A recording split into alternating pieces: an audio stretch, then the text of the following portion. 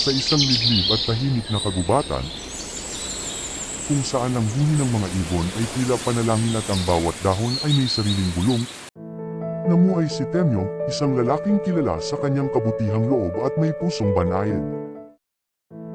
Siya'y hindi mayaman, hindi rin tanyag, ngunit ang kanyang ngiti ay sapat na upang magaan ang loob ng sinumang makasalubong niya. Isang umaga, habang naglalakad si Temyong sa kakahuyang ipang mga hoy,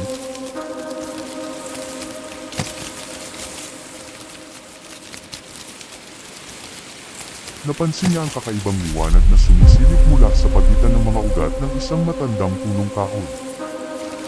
Lumapit siya, at doon niya nakita ang isang pambihirang bagay, hugis bilog, may ukit na mga simbolong tila buhay, at kumikislap na parang may sariling hininga. Nang kanyang punukin, biglang uminit ang paligid at nakaramdam siya ng kakaibang tibok sa kanyang dibdib, na parabang may gumising na lakas sa kanyang pagkatao. Hindi alam ni Temyong ang kapangyarihang taglay ng bagay na yaon, ngunit ramdam niya mula sa sandaling iyon, may magbabago sa kanyang buhay. Hindi ito nag-alok ng kayamanan o kapangyarihan sa salita, kundi isang mabigat na paalala, na ang tunay na lakas ay nasusukat sa kabutihang ginagawa.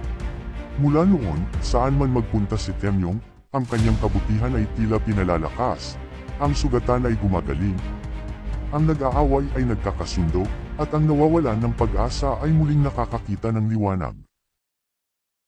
At sa puso ng kagubatan kung saan niya natagpuan ang agimat, doon nagsimula ang alamat ni Temyong, hindi bilang isang makapangyarihang lalaki, kundi bilang isang mabuting tao na pinili ang kabutihan, at dahil doon, binago hindi lamang ang kanyang buhay, kundi ang buhay ng marami.